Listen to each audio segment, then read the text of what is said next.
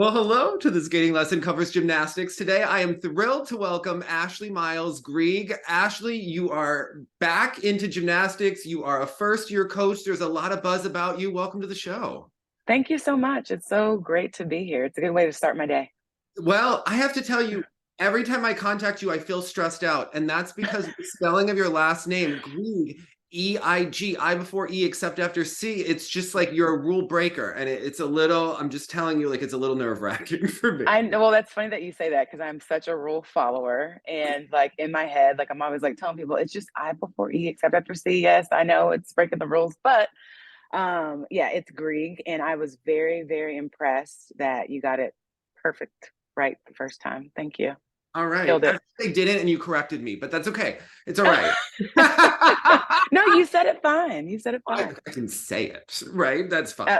Gotcha. Where are you in the season, and what is the stress level like as a first-year coach? Is this the same office as the great KJ Kindler at Iowa State? Oh yeah, no, this is in a brand new multi-million dollar facility, just a few years aged. It's the Hunziker,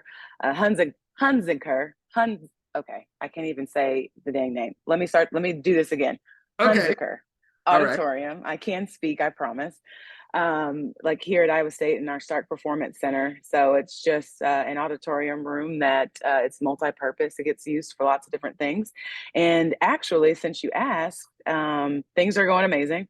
I love it here in Ames. It's a dream come true, just having this opportunity, being here as a head coach, and in the building that I'm at. When I came on campus to interview initially, this is where all the Olympic sports offices are housed, and gymnastics wasn't in here, and I was so confused. I was like, why not gymnastics? And they're like, well, your offices are over at Bayer, where the team practices. And I saw those offices and immediately was like, I want to be here where all the action is, right? I'm a new first time head coach, literally right next door to compliance. So if I have any Keeping you in questions, I line, can, girl. Keeping you in line. All right. yes, like the rule breaker that I am, right? No.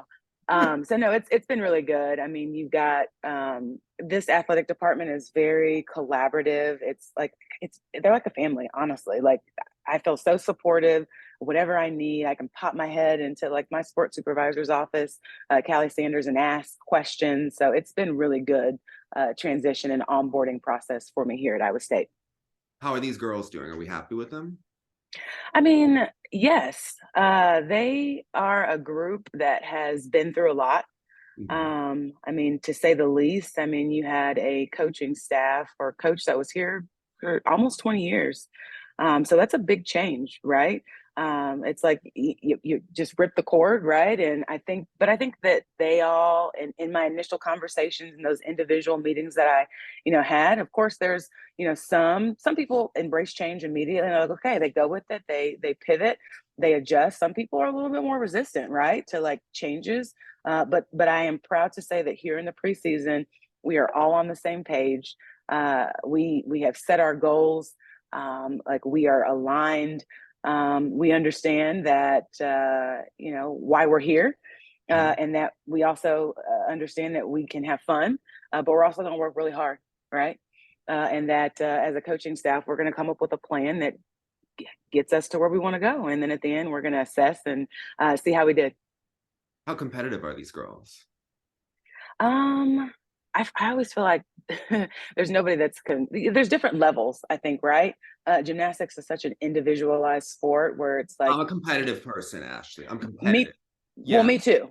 Me Yeah. too. I mean, that's what I was trying not to say. I'm not gonna make it about me because you asked about the girls, but like Well, I want to it's know if they're bringing it for you. yeah, Yeah. yeah. There's all in any team environment, you always kind of have to, you know, people that are competitive recognize other people that are competitive, right? So I Mhm. know who they are.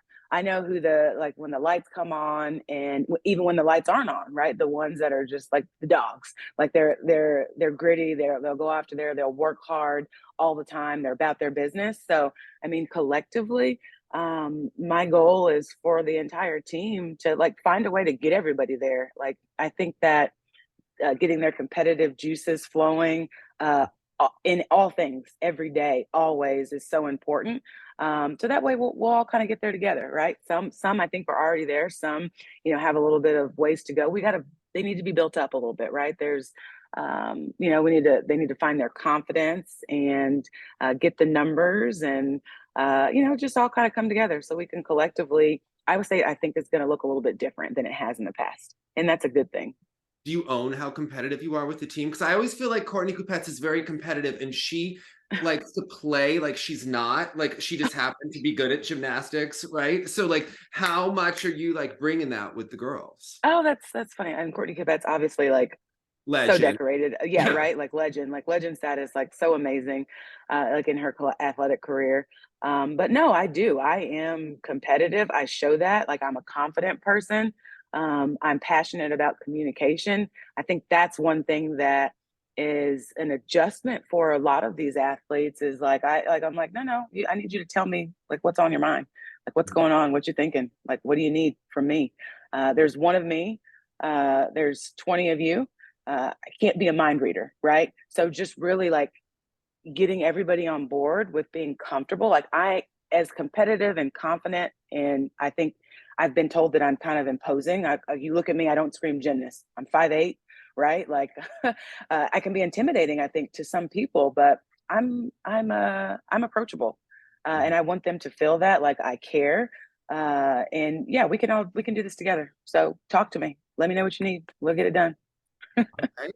What was it like having your first team meeting? You know, you were out of gymnastics in terms of coaching, and you're having your first team meeting with the girls. They're lined up.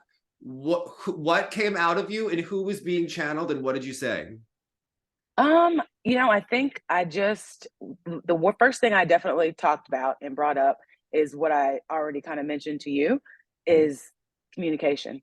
Like I told them, like I'm not about that like elite life, right? Like that like crazy like dictatorship.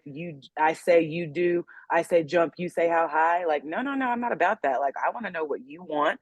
I want us to be in this together. I want this to be a fun process. I want you to have a good, positive experience in your time here at Iowa State, but I also want to win, Mhm. right? So I think that that first interaction with the group, I mean, honestly, it was a dream, like for me, just to see their faces and see that, like, I can do this. I mean, these athletes, I mean, they'll buy in, but you have to be saying something. So Mhm. yeah. All right. Well, you've been through it in gymnastics. I feel like that comes through when you speak. So, where did this all begin? You, Oh gymnastics, goodness. the whole deal. Like back in the day, like Yeah, me, back like in the day. little, like it'll Yes. like back in the day, like yeah, itty bitty. So saw it on TV. Were you Was ever in itty bitty, or were you always the tallest girl in I the room? was I was itty bitty. I was just like everybody else. I was not always the biggest one. I was like a little teeny tiny, like little powerhouse. When I first got started and puberty hit, right? And I just shot up. But I think I always say like the one advantage I think that I had is that in that like part of my training, I trained through it. So you hear of so many athletes like going through that phase, right, where their body's changing, they're growing, and they're not doing gymnastics, or they take a step away, then they come back, and it's almost like you're a new person. You have to relearn everything. Your timing is off. But for me, because I think I was so strong and I trained through that, like to me, it's not weird that I'm tall. Like it's my body. They're like, was gymnastics harder because you were taller? Well, I mean, there are certain things, right? Like bar settings and um, distances, staying in bounds. But for me, it was never because it's always been my body. Like that's how I learned, right? So I just had to adjust. So it wasn't weird to me. I know it probably maybe looked a little odd to have this just really tall, powerful, gymnast who looks like nobody else at the time. I But always yeah. thought you owned your size. The only thing was weird to me is that you walk into your tumbling passes. Now that's a little strange. We're just gonna like acknowledge like what is going on there. Like, is it all Oh, about where are you getting your power? Is that from like the round off back handspring? Like, how are you walking into your tumbling oh pass? my. So I never felt like I walked. I felt like I kind of had to do like a little side step first to like make sure I could stay in bounds, of course, You right? were very casual going into these tumbling passes. You're Oh, like that's all so the way out funny. in front, but like not Yeah. even breathing heavily. Like, what's Yeah. happening? Yeah. I mean, I think the round off back handspring and the technique, I mean, I was definitely one of those kids that was brought up on like basics, like probably for years. It was like just basics every day, like numbers constantly. Because as you know, even, with what you do, it's like those foundational items build to everything else. Everything builds from like those basics. So yeah, I think getting like a really strong, like, hurdle, getting down into the ground, a strong kick over, a good reach back, nice snap down, good lift. I mean, can kind of set you up for all the power you need to get tumbling done. And I mean, I had to do that because I was so tall. I had to hurdle up, get snapped down, and get as high as I could to make sure I'm not traveling this way, that I'm going up and down. Okay. That's really interesting. Yeah. Who taught you those basics? Because I know that you at one point were with the infamous Cypress Twins. And I've always wondered, were you there overlapping with Carly Patterson? Like, did the two of you like intersect like ships? No, I don't think so. And yeah, for a short while, I was there with the infamous twins, as you called them, and we'll just leave it at that.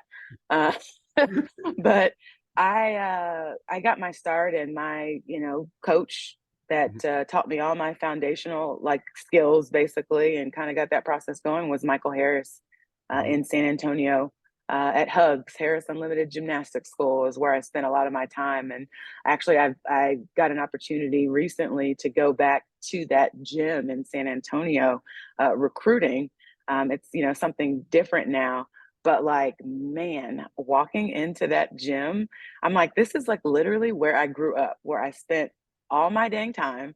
And it was just like surreal, like walking into that space and being there. And of course, when you're younger or a child, everything seems so big. But walking back, I'm like, oh my, it seemed larger and larger than life at the time, growing up in that space. But like kind of going back as an adult, it was surreal, but it was also like way different. So that's so interesting because the random of the gods happened is that Michael Harris's, I don't know if they're still married, but his wife was sitting next to me at 2008 Olympic trials.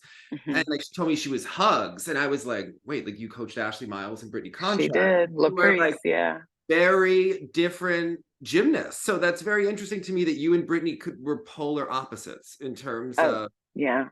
I mean, we couldn't be any more different. okay. All right. I love Yeah. that. I knew I wanted to interview you when second question into gymnastic, Jessica O'Byrne, she's trying to, put on sunshine and rainbows. Who was your favorite elite teammate? Ashley goes, no one. And I said, yeah, okay. Yeah, Yeah. fantastic. Keeping it But real. that's a real thing. I mean, it it's kind of, I think, transitioning a bit now. And the college experience, like for me, was like the cherry on top, right? For like my gymnastics career, that was when it became fun again.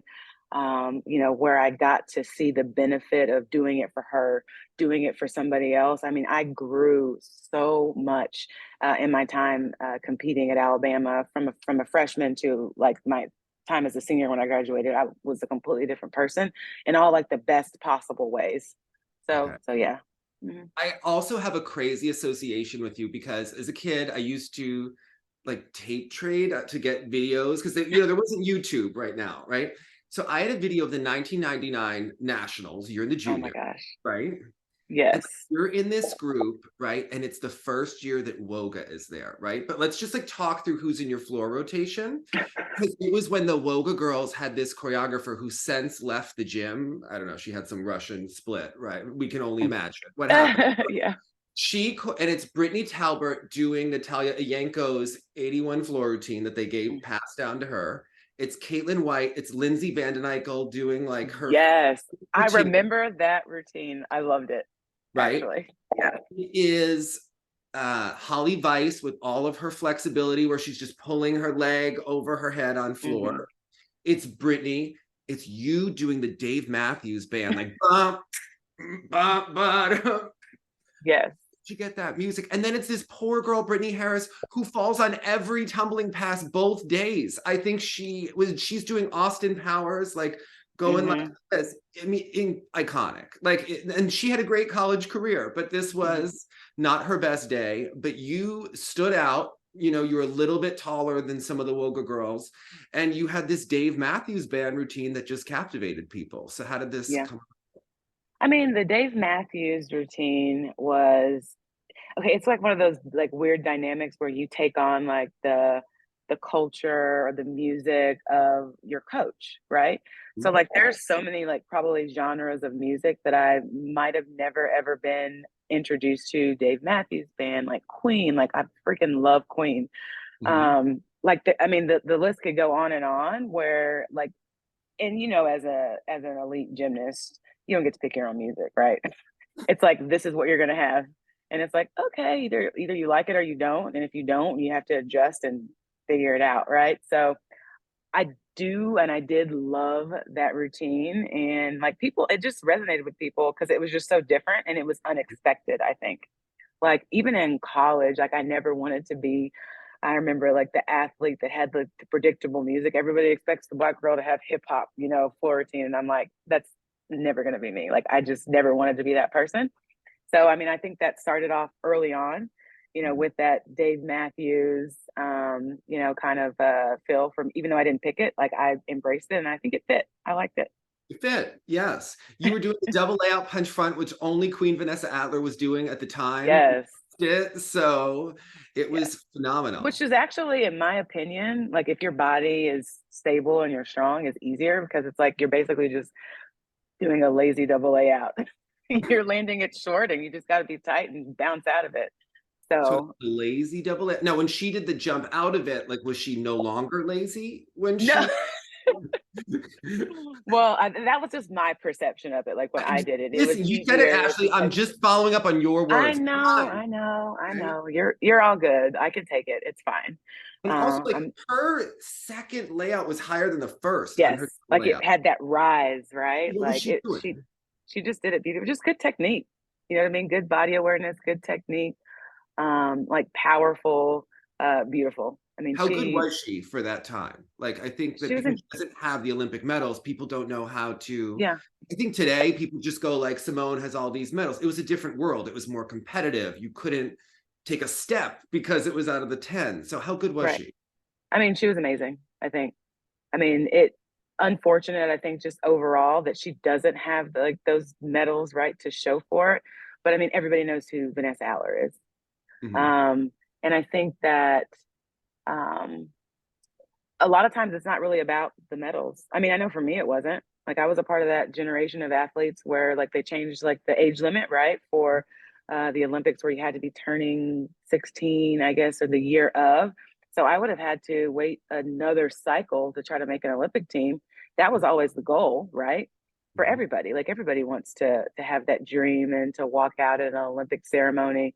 In fact, I think I found myself thinking of like other ways, like how can I be an Olympian? Like, can I do like another sport or something like later in life that I could do just to have that experience. But you know, when I look back on it, for me, it was like it's about competing with the best in the world in your craft, in your sport, and I did that.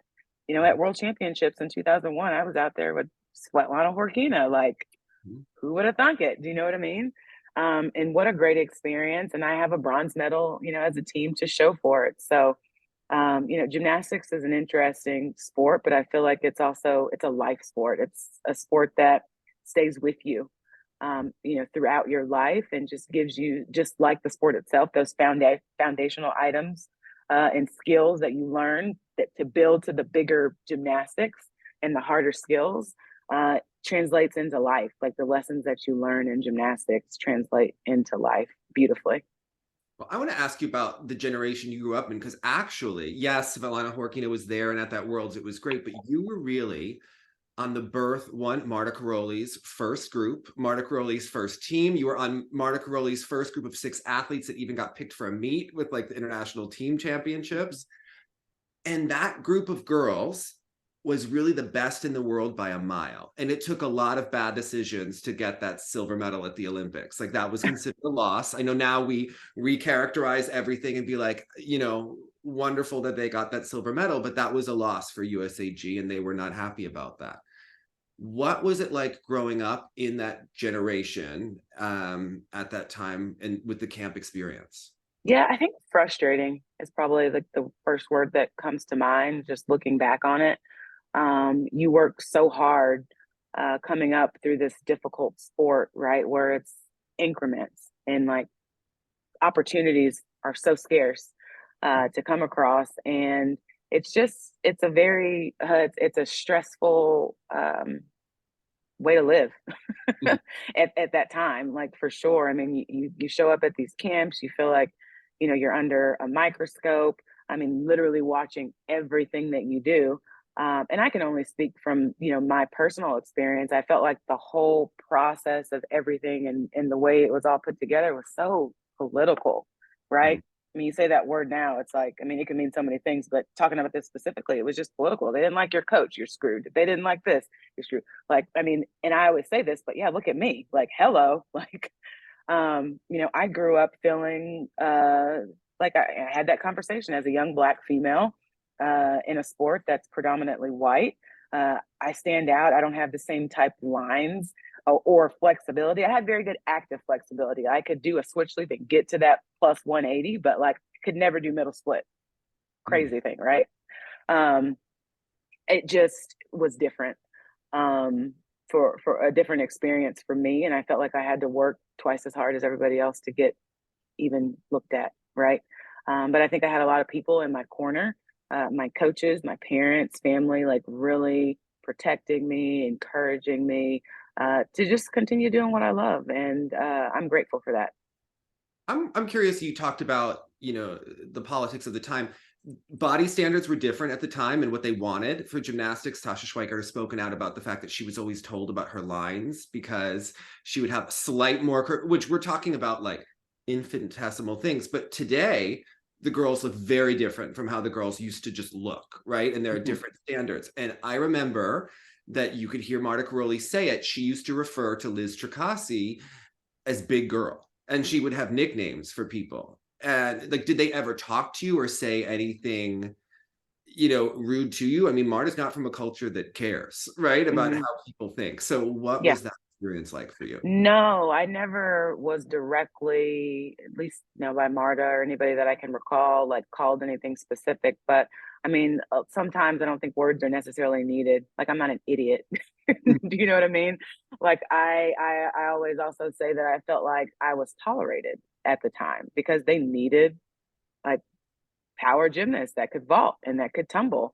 And I think that I feel like I surprised a lot of people Mhm. at World Championships. For sure.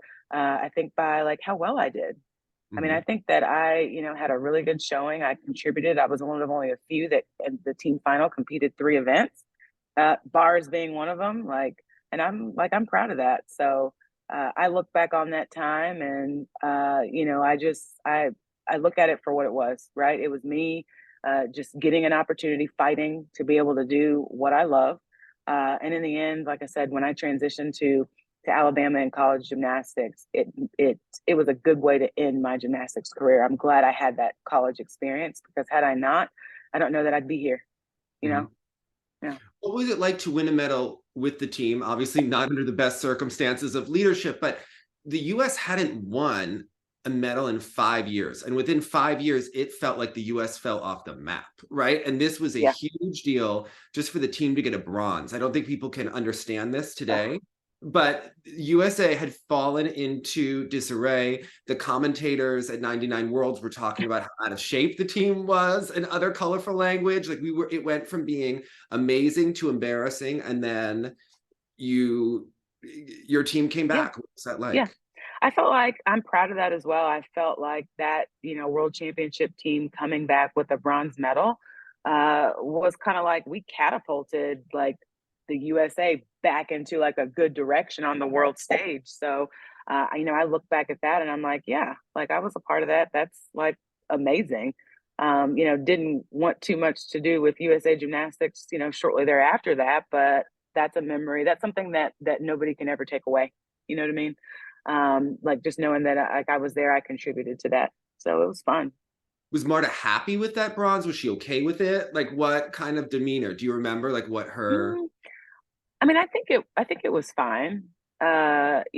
First is always better, right? Like gold yeah. is always better, but like for what it was, like you said, and how far the other way the trajectory was going to that point. I mean, yeah, she was happy with that bronze medal for sure. Well, you did have, you mentioned the vault, and there was some drama at the 2001 Worlds about your performance. And it was one of those things that was like hushed over, but there was some real stuff that went down because you didn't have a second vault and you were Mhm, in the vault finals. So can mhm. you kind of, explain the situation there? So I think that again stems back to the fact that folks were a little surprised that that I made it to vault finals. I don't think they expected that. And looking back on it, I mean, I was ranked eighth in the world on vault after that, right? Didn't have the best showing in the final because of the debacle with the second vault. But ultimately, what it really, came down to is I was told not to do the vault the vault that I wanted to do, which was like the Yurchenko half on with the front layout. And as you saw, like I could have done it so easily. I bounced out of it, like I had over rotated. And maybe it wasn't, I don't think I was as prepared as I could have been, but I 100% could have done that vault in finals Who and told you and not to stuck do it? it. My coach Okay. told me like not to do it. I don't know what more went into that situation, what conversations were had about that decision. But if I was more of a rebel and not such a rule follower, I wish I would have just done it. There's a figure skater, Alyssa Sisney, and we've talked a lot about the fact that coaches need to gain experience, and she was her coach's first top skater at the world level, and a lot of mistakes were made. And she Mhm. said, when you're that first person, they make a lot of mistakes that only come through experience. And sounds like it's a similar kind of case. Yeah, maybe, and maybe that one time where like you didn't advocate like for me, right? Like to have that opportunity, and you coached me. You know what I can do. You believed I could do it, but ultimately, like what came out and what the decision was didn't align with that, right? And again, like I, as a gymnast at that level at that time, you what do? You do what you're told. Mhm. Well, it was That's exactly interesting. what I did. I'm curious what happened after that meet, because the next year, USAG they were in hyper, mode, going to start to winning competitions in 2002. And, there were teams where like four gymnasts were picked and stuff. And you went from having a good showing at the World Championships, and you were not one of the chosen one. I mean, it was Carly and Holly and, Yeah, Crystal Uzelak. And, where did you kind of fall in there? I didn't. I And didn't. why was that? Like, what was being communicated? What was being said to you, etc.? Um, See, this is one of those conversations where like it gets murky in my brain, like for me, because I think the whole experience was like very traumatic, and I just was like done. So like I don't even know where to go in my brain to remember like all the details of the ins and outs of what happened. But what I do know that after that, like I graduated early. I was done with USA Gymnastics. I was sick of like what I said, like the politics of it, like in not being what I use this term saying like I was sick of seeing other athletes be chosen, right? Because Mhm. they had that aesthetic, that look. Maybe they were hurt and couldn't train and couldn't earn their spot like by going to one of those grueling camps and competing. But because, like, oh, we like the way you look or like your gymnastics, or we think that on the international scene, like you'll score better, you'll do this or do that. We'll just let you train and then we'll put you on the team. Forget about this person over here that's been, working hard, grinding to get better. And, just, oh, sorry. I was just sick of that. And I knew I was never going to be in that group of chosen ones, right? Like where you just, get an opportunity. So, like, I pretty much was just done with it. And there was some drama. I think we talked about it offline a little bit about the letter, like my mom What is wrote. this letter you mentioned? Like, do you remember what? Yeah, Yeah. so it's just basically, I actually have it. Like I Okay. said, offline, I'll share it with you. Not something that I'm gonna Yeah. put out there because it's like 3 pages long from Miss Yeah. Shireen Miles and Mama Don't Play. So Tell us about there's mom. Tell us about there's mom and a her journey with gymnastics. yeah. So like my mom is amazing. She in From Iowa? the what's that? She in Iowa? Like, is she coming to the meets? Like, is she on Oh, board? oh, oh, no, she will definitely be there. Like my mom is my biggest fan.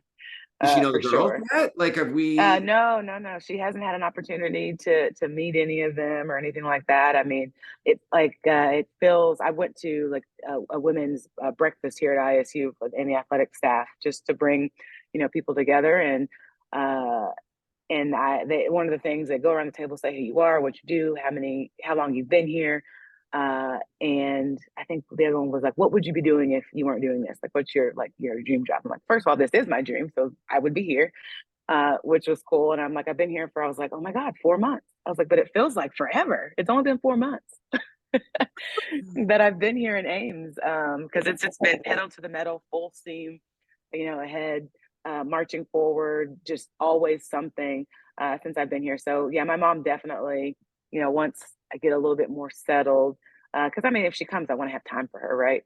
And right now, I wouldn't, but she'll be at the meets. She definitely is keeping up. She knows what's going on.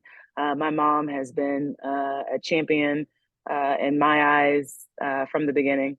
I mean, she's the type of parent, and you talk about gymnastics being a sport where, like, you have vulnerable young children, right? In these situations, a lot of things that obviously in the sport have happened that I don't need to say exactly what I'm talking about, but I was always protected. I mean, I think at one point, a coach tried to implement because I was in there all day, like a no parents at practice policy. And you think my mom didn't show up? Nobody else's parents there, but she was there every single day. She was like, you ain't gonna tell me what I can and can't do with my child, right? Like, you have her all day. Like, no, I will be here front and center, like, aware and knowing what's going on and involved. So again, I'm grateful for her for that.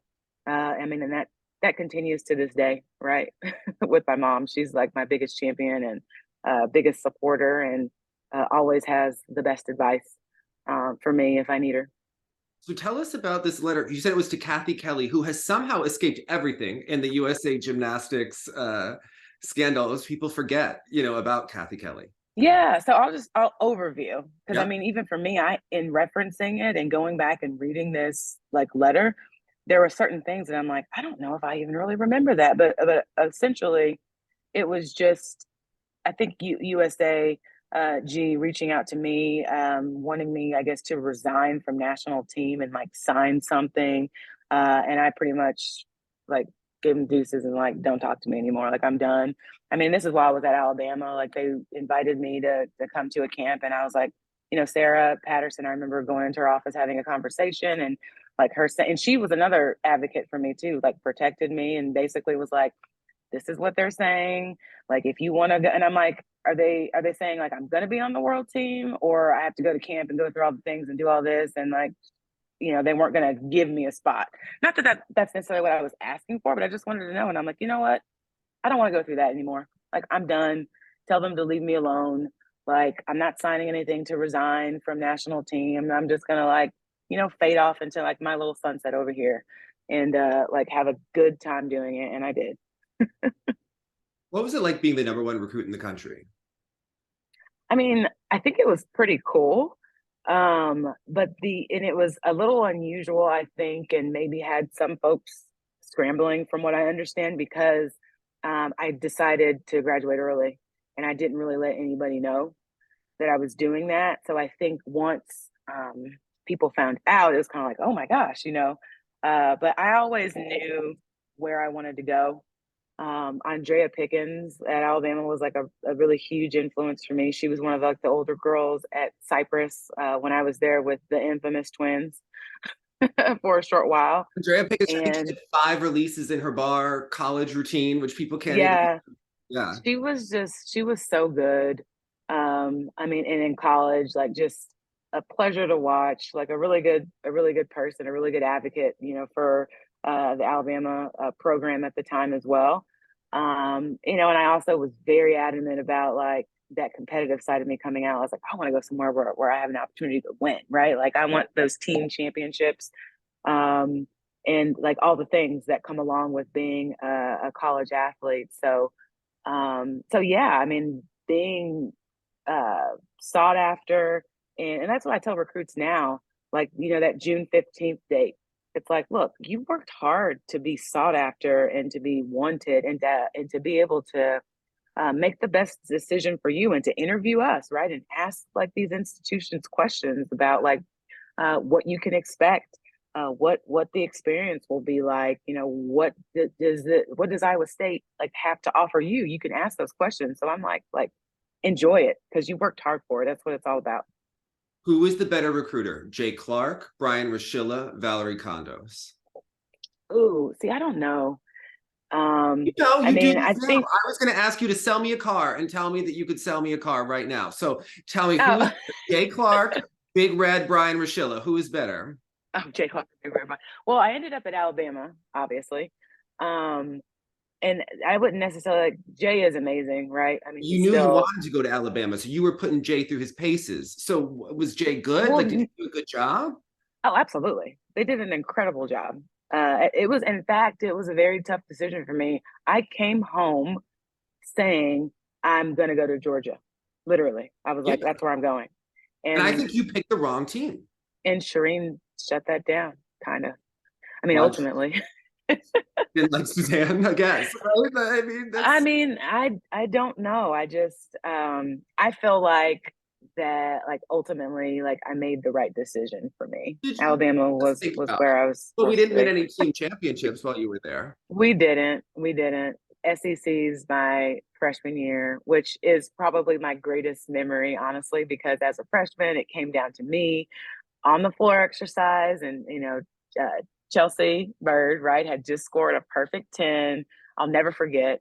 And I remember looking over at like the Georgia team, and they were celebrating like they had won, and I was like, no, no, like just we little freshmen here.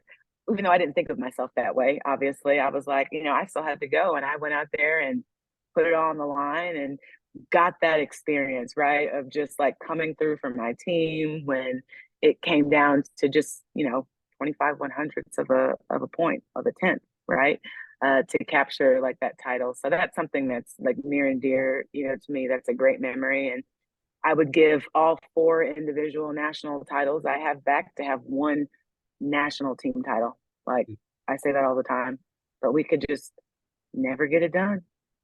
Well, sell me on Sarah Patterson, because my thing with people is I prefer to know what I'm getting up to from the front, right? And Sarah on TV, it's all about our ladies. Our ladies are, and she wants to win. Okay, you can tell she's cutthroat. She wants, and Val always told me that Suzanne and Sarah are the same person. Suzanne just is open about it, right? Like I think she's.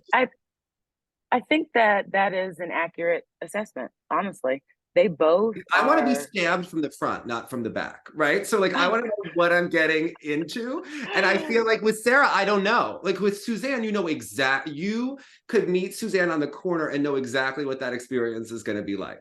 I always feel like, I mean, I think they are a perfect example Mhm. of how you can have that same fire, that same competitive drive, that same desire to win, you know what I mean? Like, and be better than everybody. But it comes out in totally different ways, right? And so I think you just have to take your pick. Like, which do you prefer? Like, you prefer to be stabbed in the front, like, I mean, right? Like where you see it coming. Yes. I think it's sometimes more poetic when you don't. So, Oh, okay. Poetry. Well, I think it's great because at the time, the Georgia girls had this reputation for being like the bad team, and Suzanne was living with a married man and openly, right? And then you have Sarah, who has the good girls, but I think on your college team, there were also DUIs and abortions going on at the time. Like it was a wild time in both schools. Yeah. yeah, well, in college it's one of those times where it's like as a young woman, like you're kind of coming into your own, right? You're figuring out like who you're going to be, what type of person you're going to be, what type of teammate you're going to be, how you're going to make your money, right? Like what's your major going to be, like what's your career? So there's so many things that it's just life happens, you Yeah. know? I mean, you talk about all those things like bad decisions and Uh-huh. luckily, in most college scenarios, you're still kind of in a bubble, right? But I think I'm a firm believer that you have to allow people to be who they are and meet them where they're at, right? And then you figure out a way to get them to mesh and mold into like whatever culture you're building there. And as a head coach, like it's your responsibility to determine for your team what that's going to be, right? So, I mean, you say that.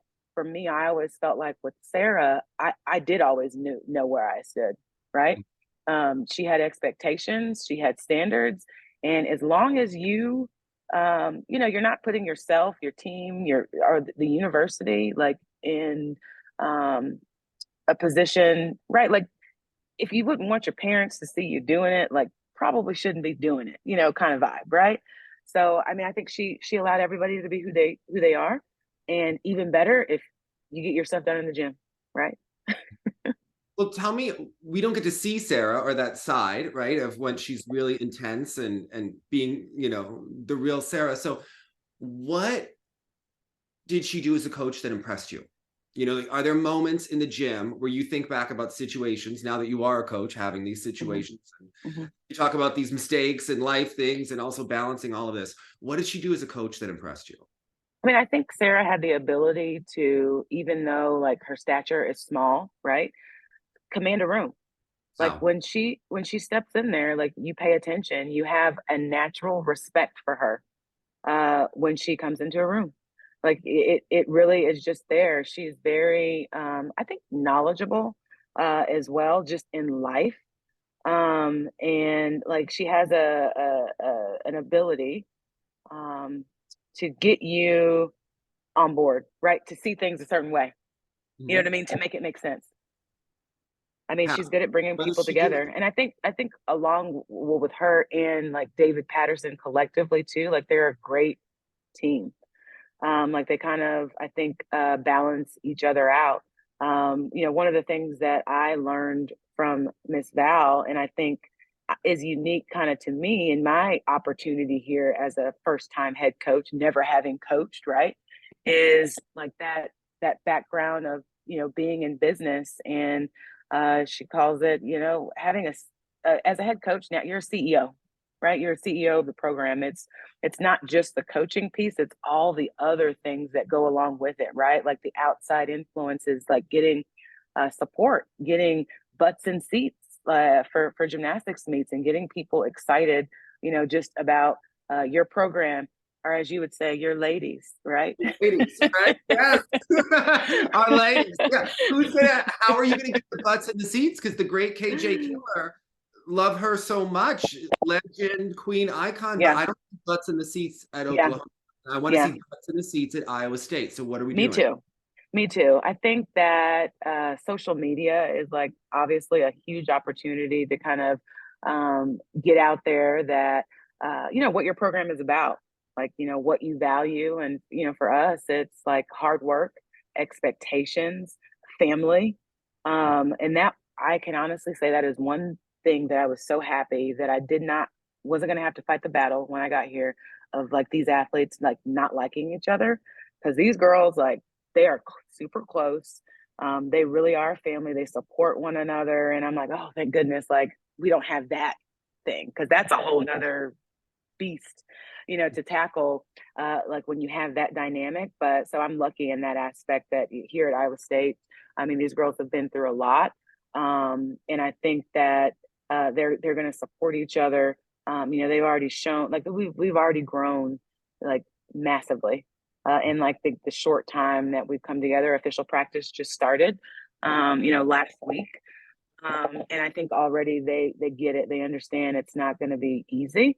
We're going to work hard, but the benefit at the end is going to be worth it, right? Like I don't want anybody to ever look back, and I've said this at the end of season, and look back and say, "Oh, if only I would have done that." Like in the moment, check yourself. Check up from the neck up. I said that to one athlete one time. What during conditioning is the funniest story. She was doing like these leg lifts, and she's hanging there on the bar, and I said, "See, she was having a hard time," and I said, "Check up from the neck up," and she goes. Puts her head up, and I was like, "Ooh, we got some work to do." Like, I mean, I'm talking about inside. You know what I mean? That mental aspect. Like, you gotta, um, dive deep. I want to know, you said official practice, and I've always thought this was a hilarious joke. How voluntary is voluntary practice? Because I had a coach, she coached 2 Olympic champions, and she used to say, do what you would like, which does not mean do what you would like, by the way, just so that we can all be on the same page. Like she had exactly an intention of what you were going to do. So, Mhm. what is the difference between voluntary practice and official practice on Ashley Miles Greig's team? Okay, so I am a rule follower. We started off with that and talked at it, from the beginning. And there are such thing as called care hours. And again, these are all things that were kind of new to me, like how it all works, how you document it. Like you meet with compliance and the administrators to talk through your time management plan. Basically, you have to come up with like how are you going to manage your time for this team.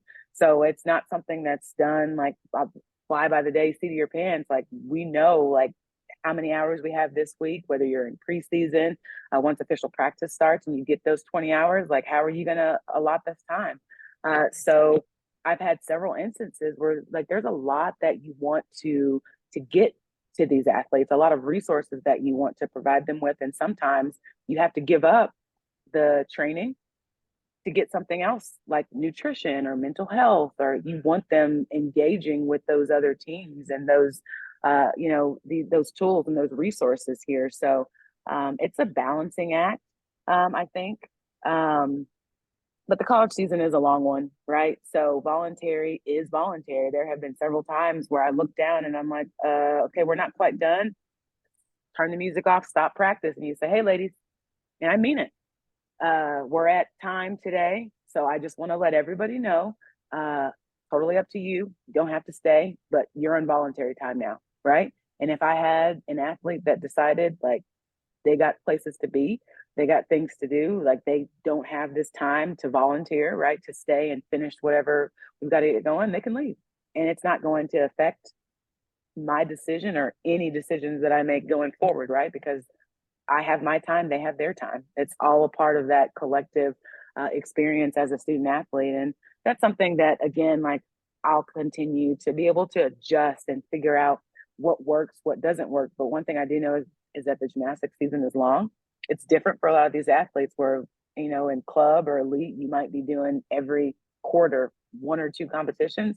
I mean, it's week after week after week after week, along with academics for these freshmen transitioning to being on their own. It's a lot. So it's you just have to really be mindful of just the whole person when it comes to hours. And that was a really long-winded answer, but yeah.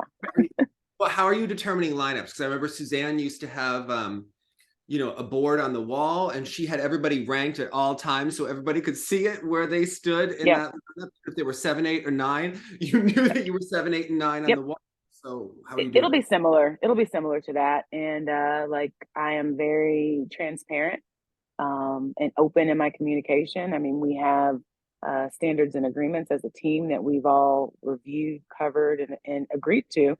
And in those standards is like how we determine lineups. I want them to know. I don't want them to be guessing. I want them to have concrete proof. If you're not in a lineup, like I don't want you to be, twisted up about it. This is why you're not in. It's in writing. It's right here, right? You haven't performed in practice. You haven't given effort. We have inter squads, right? Like you haven't gotten it done. How you warm up at a meet is also going to be factored in. So, I mean, these athletes are going to know where they stand and how to get what they want, right? Like I'm not about, playing mind games with people and things like that. It's not necessary and it's unhealthy. So they're going to know like, how they can get in the lineup and what's going to be required to do it. All right. Well, let's say it's 2005 NCAAs, and we have world bronze medalist Ashley Miles, and we have Olympic silver medalist Taryn Humphrey. Who's getting the last spot on floor and why? Me, because hello. Yeah, but Taryn has That's not even she has it two does medals. She has 2 medals, Ashley. Why are but you getting the but last spot? are we talking about like in college? Yeah, Like we or are, but just name is part of it. Name is yeah. part of who gets the score. So Well, let's she was here when I was here and I was last. So there you have it. why were you It's last? already been Why did it's already Sarah been put you determined. last? Well, but because I think because I earned that spot. I think because I was consistent, I performed, And I had the difficulty, right, and the execution and the trust of the team and the coaching staff that I was going to get the job done. And I had so much fun, like doing it. Like to me, that was my spot. I earned it, and I worked hard for it, right? So that's why it would be me. Did you have to compete for it in practice, or did everybody just know that was your spot? Oh, it was always competing, but also everybody knew it was my spot.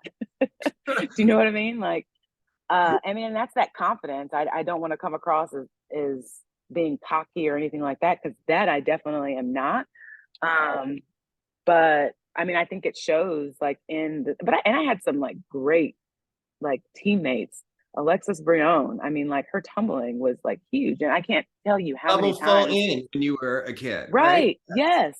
Yes. Like she was amazing. And I can't tell you, Gina Rice, like unbelievable, right? Like just super, just one of the most naturally talented athletes like ever. Just good all the way around. Gymnastics was so easy for her, just like naturally talented. But uh, just thinking back to all the floor lineups and me pretty much always being last. I can't tell you how many times Alexa set me up, with a 995, 9975, to just go out and put She that had a exclamation routine point. with that Rude's Sandstorm, which was the Yes. moment. Okay, like Yes. the Oh yes. moment. Yes. I mean, how many times were we out, heard that song, and like doing Alexis's routine all the time, right? So much fun. Now, okay, we're talking floor, and it's such a shame because I always think that your era of college gymnastics was so perfect for social media, but it was before it happened, right? Yeah. You against Courtney Bumpers, who's better on floor and why? Oh my gosh. Okay, so And like, who was she? Where was she from? What was her backstory? Why was she at this small school when you're at Alabama getting these tens? yeah, I'm honestly, you probably have to touch base with Courtney Bumpers, but that Who didn't girl recruit her properly, right? was Like, who I'm messed sure, I'm sure. But like I think academically, I feel like I think that she's an attorney now. But good? like I Okay, mean, we're okay with yeah, her yeah. not. So oh yeah, yeah. But I will say, um, that's a college memory. I believe it was my junior High? year. Yeah. No, no, no, no. My junior year. Um, yeah, because I didn't win anything. Then I won vault freshman year, vault and floor sophomore, nothing junior, and then floor, or excuse me, vault my senior year. So my junior year, that was like my year. Like I was in the best shape of my college career. That's also the year I scored two perfect tens at the Super Six on vault and floor, which great memory.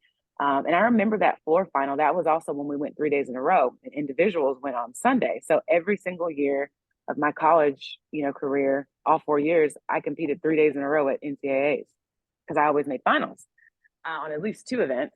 A couple times, I think, on bars.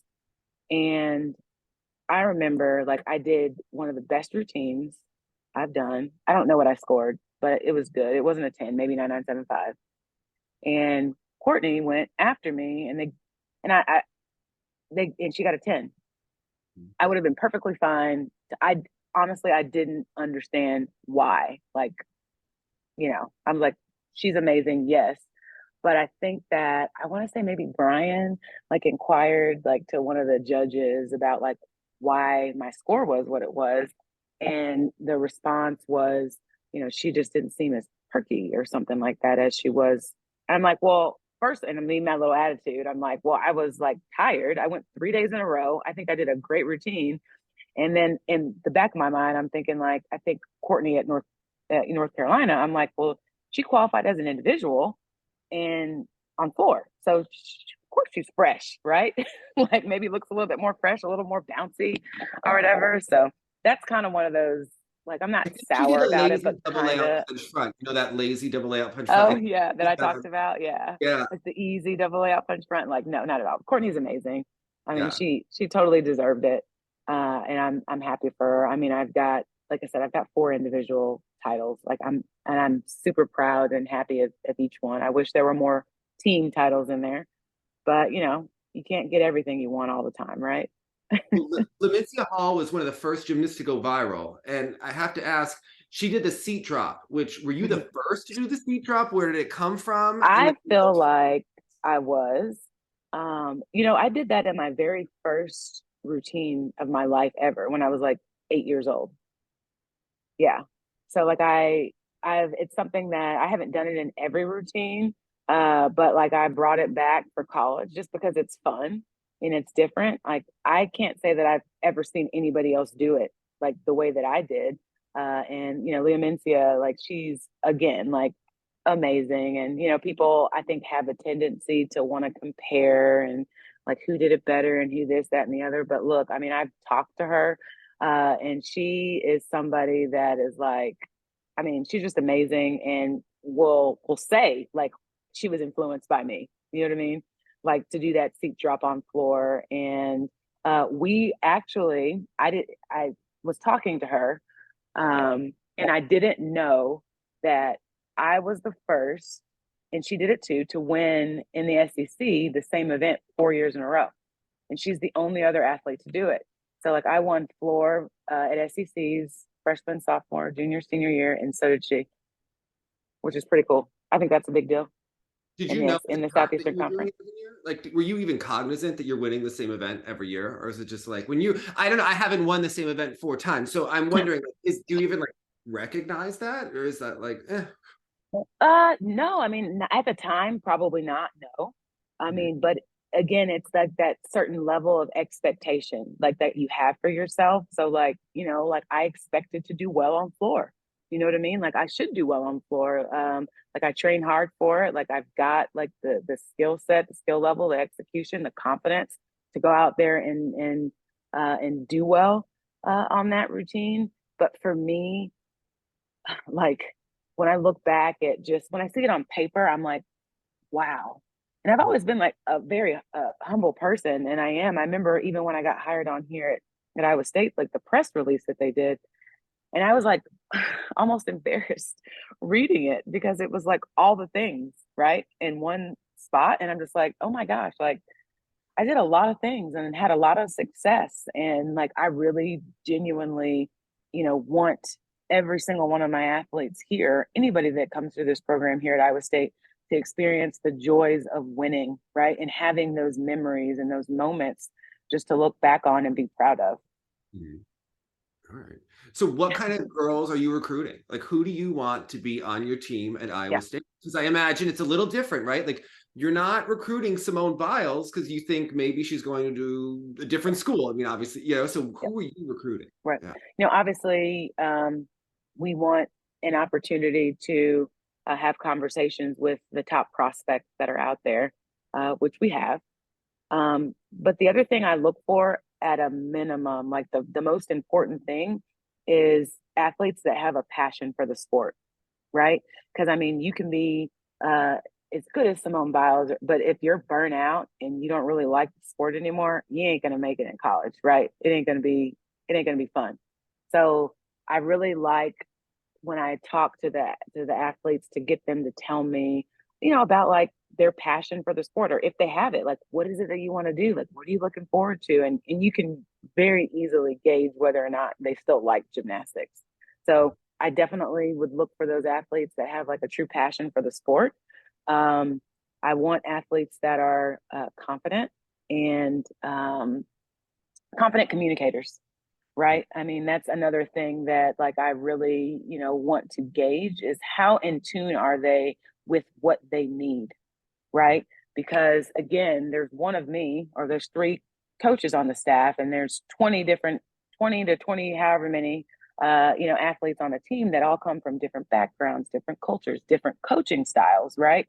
They should be able to, when they get here, articulate what they prefer or what they need. Some athletes do not need you up in their face when they're having a hard time or trying to overcome like a hard day, whereas some athletes want that. They should be able to, kind of tell you what they need. And if there's athletes that maybe aren't there yet, that's one of the things that like I encourage them to do. Like now that you're coming to Iowa State, right? Make sure that you're being self-aware about like when you're training now, like what type of coaching do you need? Because that's going to be helpful in your transition here for us to know how we can help you. get there, quickly, how we can learn what you need in a good, positive, healthy way. Also, like I said, competitiveness, passion for the sport, academically, like, want them to want to perform and do well academically, because let's just be real, that's why they're here. And I want that highest team GPA of sports here at Iowa State. We're not quite there yet, but we've set some goals this season to raise our team GPA to have a chance at winning that award as a sport. So yeah. Well, let's say I'm a young gymnast from New Jersey and look, I could go be the star at Rutgers tomorrow. Why am I going to Iowa State? Yeah. Well, first we got to get you here to make sure that you're a good fit, right? Because I Oh, mean, like I said, you can be I think I'm a good. good fit anywhere. So why am I going there? Ah. Look at you, you're going in, Dave. Okay. Yes. Yeah. Listen, So you were a car salesman? yeah. Well, I didn't sell cars. I never sold cars, but I was in the car business. But I was in sales basically. So I mean, it's a people business, right? Yeah. So I I need want to to make see sure if that you can sell that Iowa we're State. I want to that see how we're good you are at this. so so Iowa State is where you want to come if you want the best possible college experience of your career, where it's collaborative, and you have insight and you have a say and you have a voice. Do you know what I mean? Academically, I mean, we cover the gambit. Like we're full scale, pretty much whatever you want to do. We've got a really good design school, good business school, a lot of kinesiology majors, and the resources here are really second to none. It's unbelievable the amount of investment that goes into these student athletes here, from nutrition, from academic services. Facilities is something as well that our gym, it's not the best gym out there, but the equipment is good. And I think that makes us stronger, right? I mean, you see the gyms that some of these kids come from. So I mean, I think it when you have what you have and you work with a little, right? And you make the most of it, when you get to those bigger arenas, I think it's just like a treat, almost to just have the best of everything. But I think you really, kind of have to make do with what you have. Family. I mean, if you're somebody that is a people person and likes to support other people and also, get that love in return, Iowa State definitely is a place for you. I mean, I am approachable, accessible. That's one of the things I always tell prospects, student athletes, parents, call me anytime. I am comfortable having difficult conversations. I mean, I've had to have a few in my short time here already, where maybe an athlete just really isn't up to par with the new expectations that we have here, or their attitude or their effort is just not in a line with the culture that we're trying to build here. And that's something that I will protect at all costs here at Iowa State, because these athletes have been through enough. They deserve a good experience going forward, something different.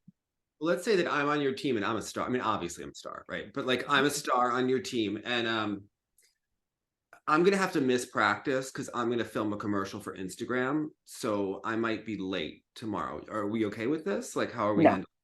no, I mean, that wouldn't be acceptable. I mean, again, there are much more opportunities for athletes to have outside things with NIL, and I'm all for that. No problem with it at all, as long as it doesn't interfere with what we've got going on here in our schedule. I mean, everything is disclosed far enough in advance, because we're also required, because you're a student athlete, but you also have a life, and we want you to have a positive, experience. We want you to have life outside. If you want to go see a movie or something, you should be able to do that as a student athlete, right? You shouldn't have to be worried about practice and treatments and academics. There's enough time to fit it all in, and we give you the resources to plan it out and map it out. But yeah, we're not missing official practice or team mandated activities for personal use, because again, it's not about the individual. It's about us collectively as a team. So that's how I would handle that, straightforward, no issue here. The answer is no. Mhm. You can get it done outside of our time, on your own time. Perfectly fine with that, but it's not going to interfere. Now, you're in Iowa State. What conference are we in? People are switching. They don't even make sense anymore. UCLA Yeah. is what conference? I don't even get it. Yeah. Who's in the conference, and what does a successful year look like Yeah. for Iowa State this year? So this year, we obviously still have Oklahoma for one more year until they, move to the SEC. West Virginia, BYU, Iowa State, of course, and Denver are the teams that are currently in the conference. So this year we have 5 teams.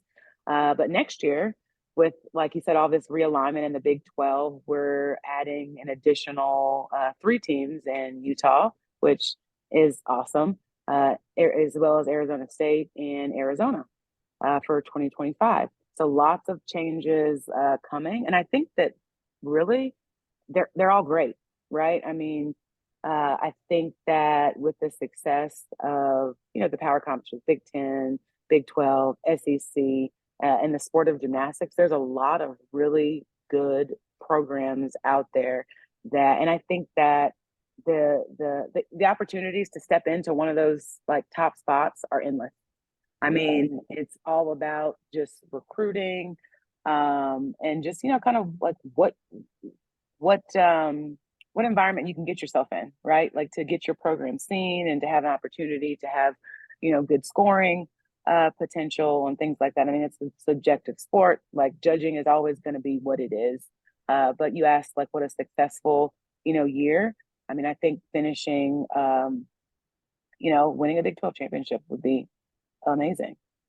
And I think that it's possible. It's definitely doable. Like I don't walk into anything thinking that like there's no chance, because otherwise why would we compete, right? If we already knew the results are determined, or this team's supposed to be better than this team on any given day, that it could be anybody's day. So You just yeah. said that you want to win a Big 12 championship, but have you met KJ Kindler? Like, aren't you afraid of Oklahoma? No, I'm not. No, I don't approach life in that way. I mean, I'm Have you all seen how many about, 198s she's gotten? Like, how many 198s have you yeah. gotten lately? Well, I haven't gotten any because I hadn't competed yet, so we don't know yet. Right? I mean, and we're in a situation where as a coaching staff, like we're building, right? We I've walked into a situation that like where these athletes, I mean, it's a big change for them, right? There's a lot of work that's going to have to go in for us to get to this level, and I'm not like naive to think that like we're just going to walk out there this year and win a Big 12 championship. But do I think that it could happen and it's possible like sooner than later? Absolutely. I mean, I'm not here just to be here. You know what I'm saying? Like, who does that? Like, why? Well, tell You me know? about your staff, because I was reading a report about Utah and I was like, Oh, oh, just going through tell all me the about, things. yeah, Yeah. who's on your staff and how are they going to Yeah. behave? Mm-hmm. So, I mean, we, if you saw us together, you'd be probably floored. It's almost like it was meant to be. Like we very much like we're a family. Like we mesh, we like each other. While we're waiting for our offices to be renovated and go through all those things, they've made a makeshift conference room at the Jacobson Athletic Building where we're at, our office. So if you can imagine, Director of Operations Tori Cohen, Ryan Snyder, Haley Young, and myself, all just in a big open conference room, big table, computers out. Like we're close. We're collabing. Like you can be on the phone over there. I can be on the phone. Like we're getting a lot done. And because it is a new staff, I think that that's like the best possible environment that you can be in. Like at this point, just that like we're getting to know each other better. But like we're like a family. We all collectively are on the same page. We support one another. There's no like you do this, I do that. Like there's no like that's your event, that's my event. I mean, we collaboratively like come together, meet weekly, talk about what our training plans are, the things that we want to accomplish, like our goal setting. Um, you know, both Haley and Ryan have been instrumental in bringing me up to speed in terms of the coaching piece, because again, like one of the things I talk about, like I can coach, I did gymnastics, I did the skills, of course, but I haven't been doing it as a profession. So it's not as quick to me. Like it's not like I'm not quick twitch with like a kid comes to me, like we're doing conditioning, they need a modification. I'm not like, okay, do this instead of this. It's going to take me a little bit longer, right? So it's so helpful to have Haley and to have Ryan just right there to hear them say those things. Or like for me, if I'm watching Beam and Haley's right next to me and I say a correction, maybe I'm more so saying it to myself before I say it to the athlete. Then she says kind of the same thing. And I'm like, okay, that's the language, that's the correction. So I'm getting more confident every single day in sharing my knowledge of like skills and corrections and encouraging these athletes and really just kind of getting to know them. Ryan, has been doing this for a long time. I mean, we're actually the same age and from the same town. He's from San Antonio as well.